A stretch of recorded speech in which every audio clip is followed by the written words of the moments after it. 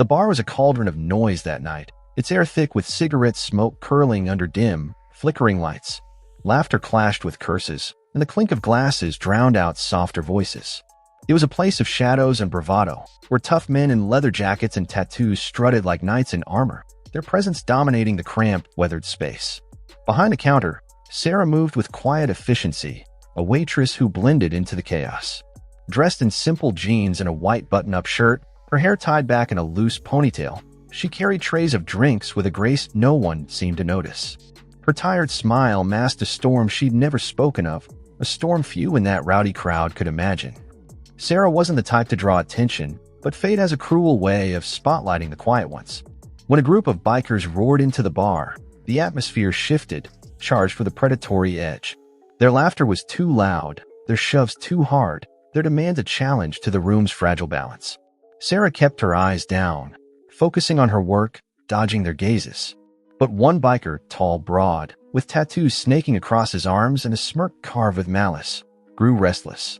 His taunts started small, needling her with crude jabs, testing her composure. When she didn't flinch, his pride ignited. In a flash, he grabbed her shirt and ripped it open, exposing her to the room with a sneer. Gasps erupted, followed by cruel laughter from his crew. But then the crowd froze. Etched across Sara's chest, bold and unyielding, was a tattoo with the United States Marine Corps emblem. It wasn't just ink, it was a testament to battles fought, sacrifices endured, and a courage deeper than scars. The room fell silent. The biker's hand trembled, his smirk fading. In that moment, Sara wasn't just a waitress. She was a Marine. The bar, a dive called Rusty's on the edge of a small Ohio town, was no stranger to rough nights.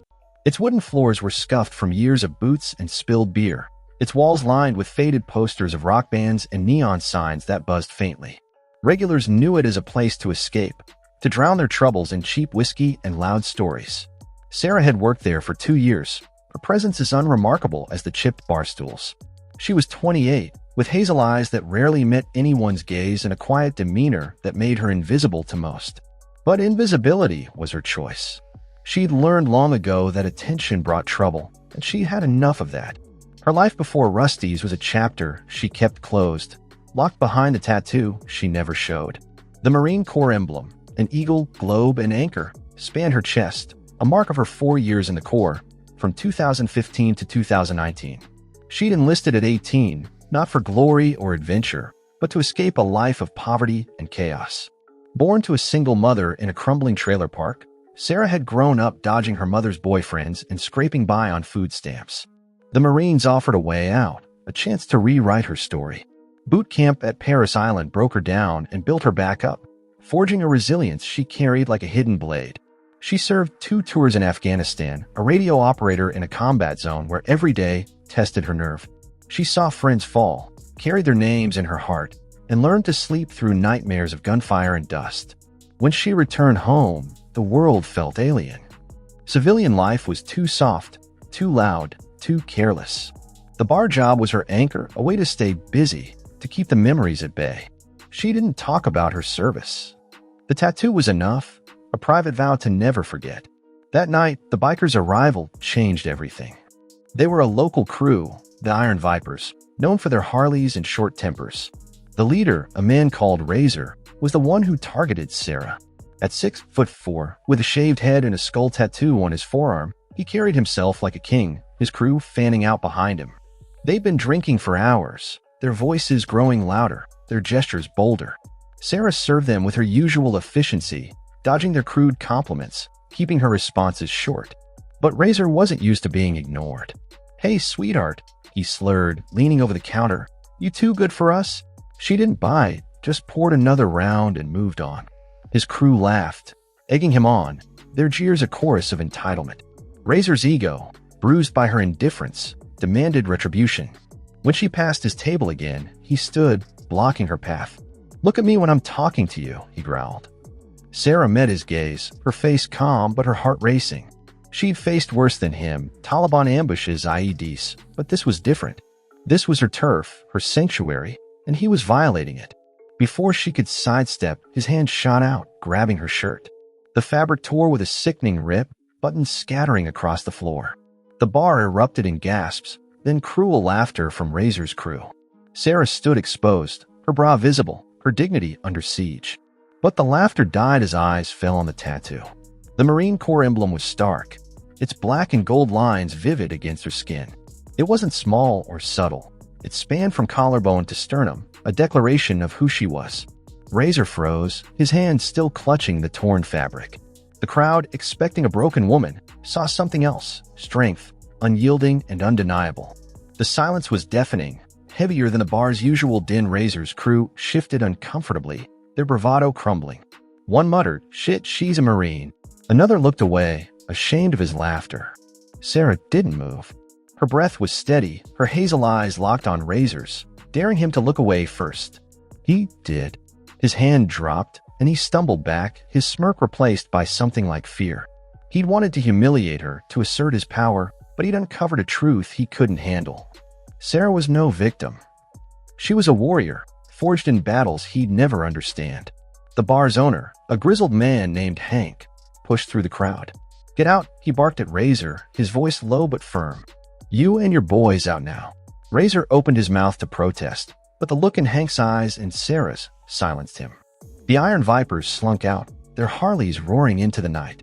The regulars stayed quiet, their beers untouched, their eyes on Sara. She didn't speak, didn't cry, didn't rage.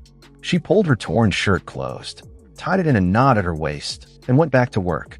She cleared tables, poured drinks, and moved with the same quiet efficiency, as if the moment hadn't happened. But it had, and it changed everything. The regulars, who'd barely noticed her before, now saw her clearly.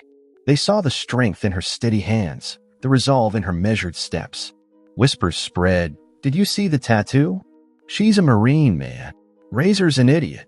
In the days that followed, the story took on a life of its own. Rusty's became a hub of hushed conversations, with patrons recounting the night Sara's truth was revealed. The town, a blue-collar speck near Cleveland, buzzed with the tale. Customers who once ignored her now greeted her with nods of respect. A Vietnam vet, a regular named Tom, slipped her a $50 tip with a quiet, "Thank you for your service." Sara nodded, her smile tight, and tucked the bill away. She didn't want their pity or their praise. She just wanted to do her job. But the town wouldn't let her fade back into the shadows. A local reporter caught wind of the story, publishing a piece in the county paper, "Marine Waitress Stands Tall After Bar Confrontation." It didn't name her per her request, but it didn't need to. Everyone knew it was Sara. Strangers stopped by Rusty's, some to gawk, others to shake her hand. A group of high school kids, inspired, started a fundraiser for local veterans, leaving a flyer on the bar's bulletin board. Sara saw it but said nothing, her silence louder than any speech. What no one saw was the battle Sara still fought. The Marines had given her strength, but they'd also left scars, ones that didn't show. Nights were the hardest, when memories of Kandahar crept in, the blast of an IED, the face of a fallen squad mate, the weight of a rifle in her hands. She'd wake in a cold sweat, her heart pounding, the tattoo a reminder of both pride and pain. PTSD wasn't a word she used, but it lived in her restless sleep, her aversion to loud noises, her need to keep moving. The bar job wasn't just a paycheck. It was a lifeline, a way to outrun the darkness. She worked double shifts, covered for younger waitresses, and listened to patrons' troubles, a trucker's divorce, a widow's grief, never burdening them with her own. She'd slip extra fries to the homeless drifter who lingered outside, her kindness a quiet rebellion against her own hurt. "You're too good for this place," Hank told her once. She just shrugged. "It's home," she said, and meant it. Razor never returned to Rusty's. Some said shame kept him away. Others whispered he feared her. The Iron Vipers avoided the bar entirely, their absence a testament to Sara's unspoken power. The regulars, though, became her quiet protectors. When a drunk got too rowdy, Tom or another would step in before Hank could. "She's one of us," they'd say, and that was enough. The night of the confrontation became legend, retold over beers, each version more dramatic. "She stared him down like he was nothing," Tom would say, shaking his head. "Toughest damn woman I know." Sara never corrected them, never added to the myth. She didn't need to. Her presence, quiet, steady, unyielding, was proof enough. Years later, when Rusty's closed, its windows boarded up, the story lingered. Sara moved on, taking a job at a diner across town, then enrolling in community college to study social work. She wanted to help others like her, veterans, the overlooked, the broken. Her tattoo remained hidden under collared shirts, but its weight never left her. To some, she was the waitress with a marine ink, a fleeting figure in a barroom tale. To others, she was a lesson in respect, a reminder not to judge the quiet ones. But to those who truly knew her, Hank, Tom, the drifter she fed, she was a beacon of resilience, proof that strength doesn't shout or swagger. It endures. Sara's story isn't just about one night.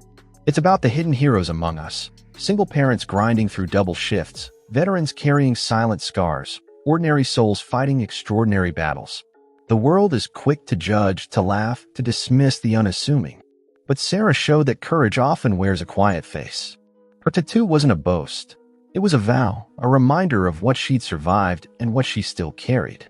That night in Rusty's was a mirror, reflecting society's blindness to the sacrifices of those who serve. Sara didn't need applause or validation. She wanted peace, a chance to live without being defined by her past. Yet when pushed, she revealed a strength that silenced cruelty and awakened respect. In August 2025, as the NFL's preseason chaos unfolds, Micah Parsons' trade to the Raiders, Laramie Tunsil's move to Washington, Shedeur Sanders' rise in Cleveland, Sara's story resonates. It mirrors the underdog battles, the quiet resilience of those underestimated. Like Sanders, defying critics with every snap, Sara defied a room with her silence. Her tale is a call to look closer, to see the stories beneath the surface. The single mother serving coffee, the veteran bagging groceries, the quiet soul in the corner. They carry battles we'll never know. Sara reminds us to pause, to respect, to listen. Her strength wasn't in the ink on her skin, but in the heart that kept beating, no matter the weight it bore. So, the next time you pass someone ordinary, remember Sara. Remember the Marine who stood tall in a dive bar, her dignity untorn, her story a quiet thunder. Drop your thoughts below.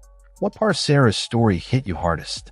Comment hidden heroes if you're inspired, and smash that like button. Subscribe to Kindness Corner and turn on notifications. Stories like these remind us to see the strength in the shadows.